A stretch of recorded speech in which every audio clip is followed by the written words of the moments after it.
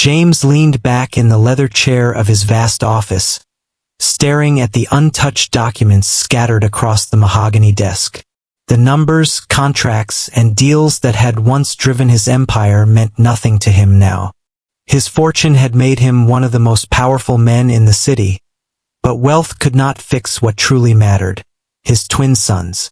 8-year-old Daniel and David had been born into a life of privilege, but tragedy had shadowed their childhood. A rare condition left them unable to walk. Doctors had tried therapy, surgeries, and endless medication, but nothing had worked. Their little legs were weak, and every attempt to stand ended in tears.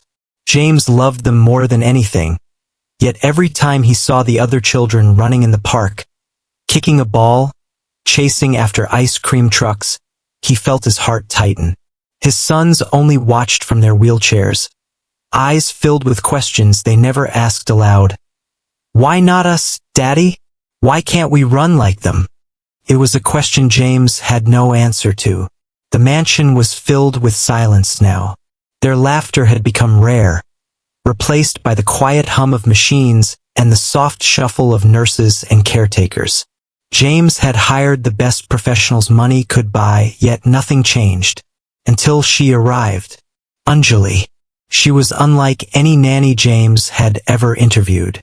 She didn't wear a polished suit or bring a folder full of references. Instead, she came in simple clothes, her long dark hair tied back, and eyes that sparkled with warmth and strength. She had worked with children before, but not in prestigious hospitals, in small villages, community centers, and orphanages where love mattered more than money. At first, James was skeptical. How could a young woman with no elite background achieve what the best doctors couldn't? But something about her confidence made him hire her. And within days, James noticed something strange. Instead of forcing therapy sessions, Anjali brought the twins outside into the garden. She laughed with them, played games, and sometimes even sprayed them with water from the garden hose, making them giggle until their bellies hurt. For the first time in months, the mansion echoed with the sound of children's laughter. James would often return from work, briefcase in hand, and pause when he saw them through the window. The sight was unfamiliar. His boys happy, free, and alive in a way he hadn't seen before. Anjali wasn't just caring for them.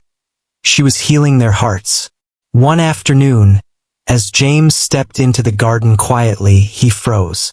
Daniel and David were on the grass, no wheelchairs in sight.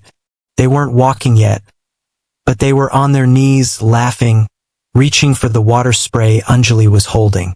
She encouraged them with a wide smile, clapping her hands every time they managed to stay balanced even for a few seconds.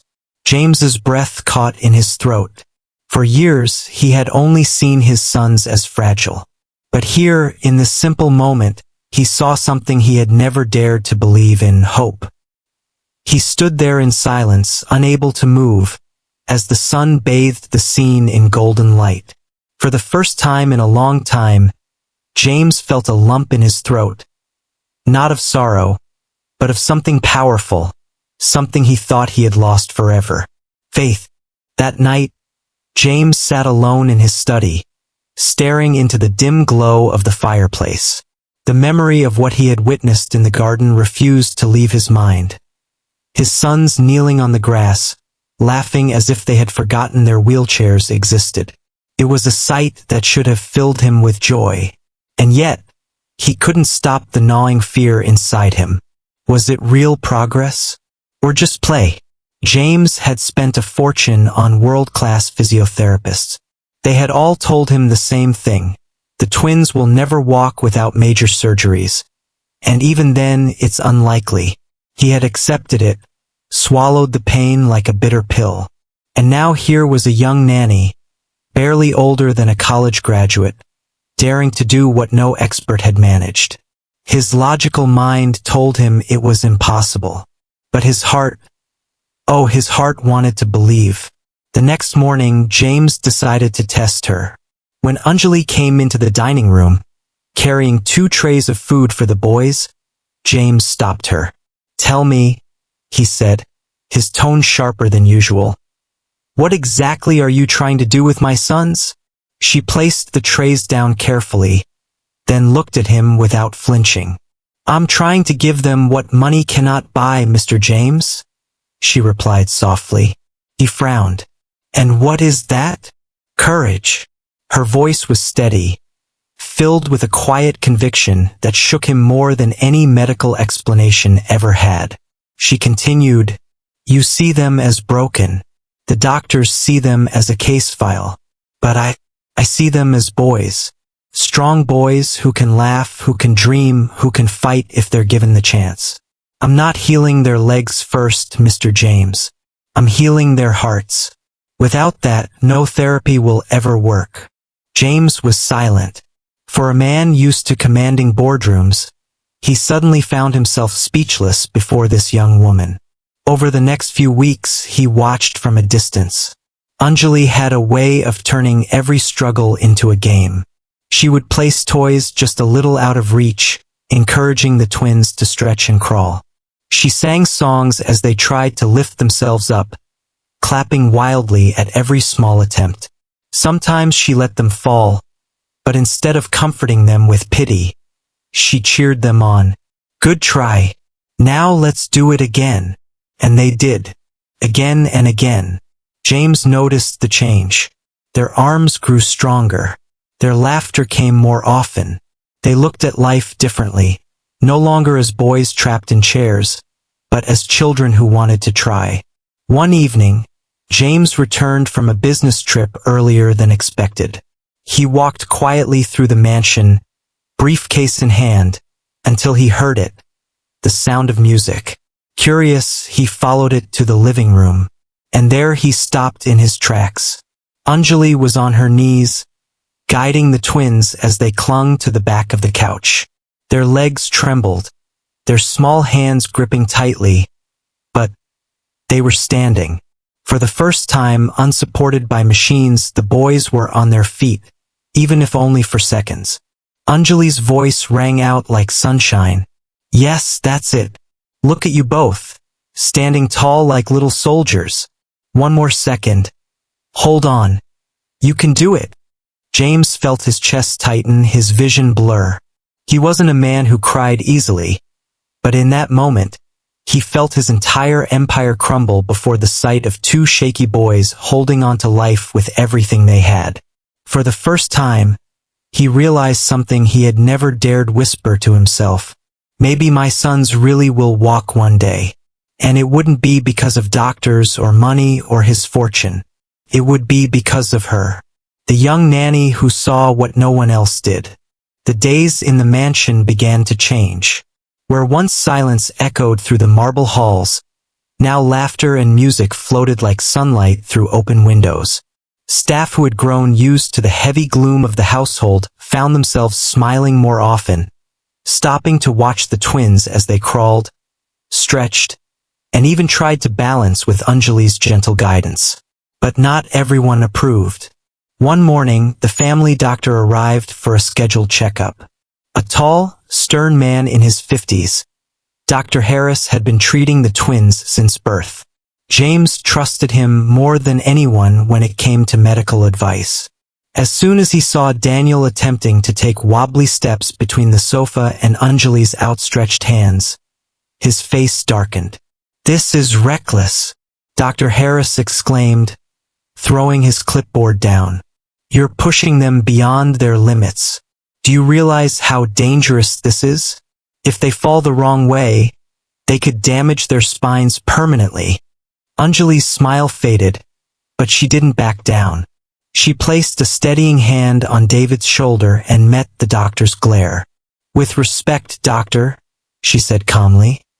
If they never try, they'll never know what they're capable of. The doctor turned sharply toward James. You hired her? This nanny? And you're letting her gamble with your son's health? James, you of all people should understand the risks. The room fell silent. Everyone looked at James. For a moment, his old fear returned. That voice in his head that whispered, don't hope. Don't risk it. Protect them even if it means keeping them in chairs forever. But then he saw his boys. Daniel's face was red with effort, sweat beading on his forehead. But his eyes, oh, his eyes sparkled with determination. David clutched the sofa tightly, his tiny legs trembling like leaves in the wind. But he was grinning through it all. They weren't afraid. They weren't crying. They were trying. James's voice was low, but firm. No, doctor. For the first time in years, I see them fighting. I won't take that away from them. The doctor shook his head in disbelief, muttering under his breath as he packed his bag. Foolish sentiment. You'll regret this. And with that he stormed out. When the door closed, Jeems turned to Anjali. Their eyes met for a long, quiet moment. There was something in her gaze, steady, warm, unshaken, that made his chest tighten. Thank you, he said finally, his voice rough, for giving me the courage to believe again. Anjali smiled softly. It's not me, Mr. Jeems. It's them. All I'm doing is reminding them that they're stronger than they know. From that day on, Jeems stopped watching from the shadows. He began sitting in the garden during their little exercises, clapping and cheering with Anjali. Sometimes he even joined in, holding his son's hands as they tried to balance, his powerful arms steadying their small, shaky legs. And something unexpected happened. The bond between father and sons, which had grown fragile over the years of sorrow, began to heal. The boys no longer looked at him with sad, questioning eyes. Instead, they looked at him with pride, with excitement, with the joy of a shared journey. But deep down, Jeems still carried one unspoken fear. What if it all comes crashing down? What if this hope is only temporary? And soon, that fear would be put to the test. Because one stormy night, something happened in the mansion that changed everything. Thunder cracked over the city as heavy rain lashed against the tall windows of the mansion. The storm had knocked out power in half the neighborhood, leaving the house glowing faintly with the backup generator. Shadows stretched across the marble floors, and the usual warmth of the home felt fragile, like it could vanish with the next gust of wind. Jeems was away at a late-night board meeting downtown. He hated leaving the twins, but business crises never waited for his personal life. Anjali, as always, had stayed behind to watch over them. She had promised him with her calm, steady voice, "Don't worry, Mr. Jeems. They'll be safe with me." But that night, safety was tested. The storm raged on when Daniel suddenly cried out from his room. His wheelchair had rolled slightly near the edge of the carpet, tipping dangerously. Before Anjali could rush to him, David, who had been lying on his bed, panicked. Instinctively, without thinking, he pushed himself off the mattress and onto the floor, trying to reach his brother. For the first time in his life, he moved on his own. Anjali's heart skipped a beat as she saw him crawling, unsteady, trembling, but determined, across the floor. The lightning outside lit the room for a split second, and she saw it clearly. The fire in his eyes, the sheer desperation of a brother who refused to let fear stop him. "David!" she gasped, rushing forward, but she didn't stop him. Instead, she crouched low and whispered firmly, "Yes, that's it. Keep going. You're stronger than you know, my boy. Don't stop now." And he didn't. Inch by inch, dragging his weak legs behind him, David reached Daniel and grabbed the chair before it toppled. Daniel clung to his brother's arm, tears mixing with the rain that had seeped in through the half-open window. The two boys clutched each other, shaking not from the storm, but from the miracle of what had just happened. By the time Jeems returned home, drenched from the rain, he was frantic. His phone had died in the storm, and all he could think of on the drive back was his sons alone in the dark. He burst through the doors, shouting their names. "Daniel! David!" The generator lights flickered, casting the mansion in a golden haze. He raced toward the twins' room and froze in the doorway. There, on the floor, he saw them, his sons, not sitting helplessly in chairs, not crying, but clinging to each other, sweat and tears on their little faces, while Anjali knelt beside them, her arms outstretched in triumph. "They did it, Mr. Jeems," she whispered, her voice trembling with emotion. "They saved each other. They moved on their own." For a long moment, Jeems couldn't breathe. The storm roared outside, but inside the mansion, silence fell. The kind of silence that comes when a miracle unfolds before your eyes. He dropped his briefcase, falling to his knees, pulling both boys into his arms. His powerful shoulders shook as he held them close, whispering over and over, "My boys, my brave, brave boys." When he finally looked up, his tear-filled eyes met Anjali's. In that instant, he realized something.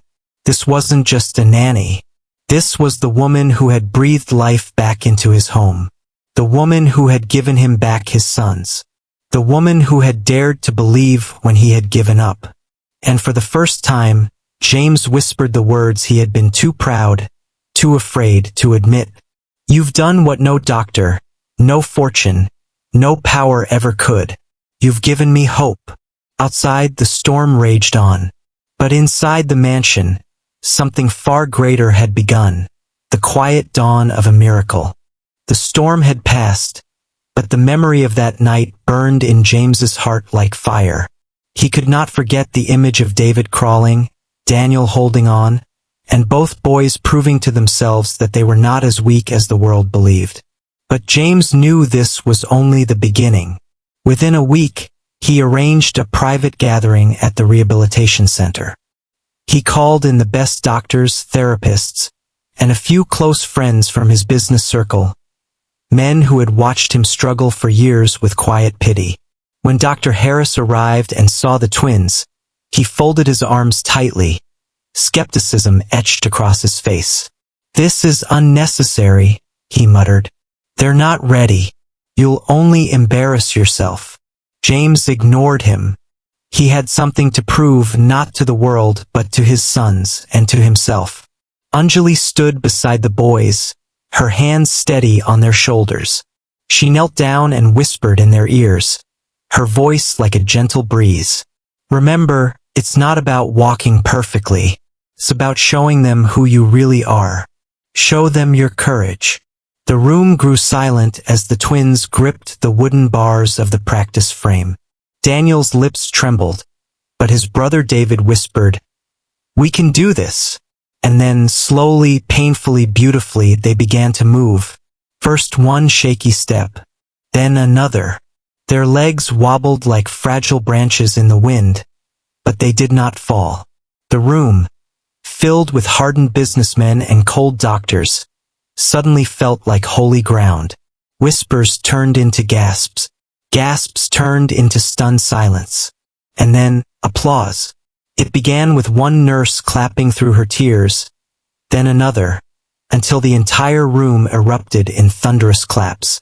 Even some of James's business rivals, men who had always seen him only as a titan of wealth, wiped their eyes as they witnessed what money alone could never buy, a miracle of faith and determination. But not everyone clapped. Dr. Harris shook his head stubbornly. "This is an illusion. They will collapse soon enough. It's dangerous to fill their heads with false hope." Jeems turned toward him, his voice echoing through the room with a power no boardroom had ever heard. "No, doctor. What's dangerous is teaching children to believe they are broken. Look at them. For years, I let experts tell me it was impossible. But all along, all they needed was someone who believed in them." His eyes shifted to Anjali, and in front of everyone, he spoke the words that would change the course of their lives. "This woman has done what science could not. She gave them back their spirit. And because of that, they will walk. And they will run." The twins, still trembling on their feet, looked at their father with wide, shining eyes. And for the first time in their young lives, they didn't see disappointment or sorrow in him. They saw pride. The applause roared again, echoing through the center's halls, carrying with it the sound of hope reborn. That night, back at the mansion, Jeems gathered his sons in his arms as they sat by the fireplace. His voice broke as he whispered, "I spent years believing money was the answer, but it was never about money. It was about love, courage, and faith. You boys showed me more strength tonight than I have ever shown in my entire life." Anjali stood quietly in the corner, smiling softly. She didn't need recognition. The joy of seeing the twins take those steps was reward enough. But James's heart was restless, because deep inside, he knew this wasn't just about the twins anymore. It was about her, and soon, he would have to make the most important decision of his life. Weeks turned into months, and the twins grew stronger every day. What began with shaky steps turned into confident strides with Anjali's patient guidance. Their laughter filled every corner of the mansion, echoing like music Jeems had long forgotten. No longer were Daniel and David just the twins who couldn't walk. They became a story of hope, whispered about in hospitals, schools, and even in James's powerful business circles. Journalists tried to cover it, but Jeems kept the story private. This wasn't for the world. This was for his family. One crisp autumn evening, Jeems stood by the window of the mansion, watching his sons in the garden. They were chasing each other clumsily on the grass, tripping, falling, and getting back up, like ordinary boys. Every stumble made his heart ache, but every rise filled him with indescribable pride. Beside him, Anjali stood quietly, her hands clasped. She looked at the children with eyes full of love. Not pity, not pride, just pure, unconditional love. Jeems broke the silence.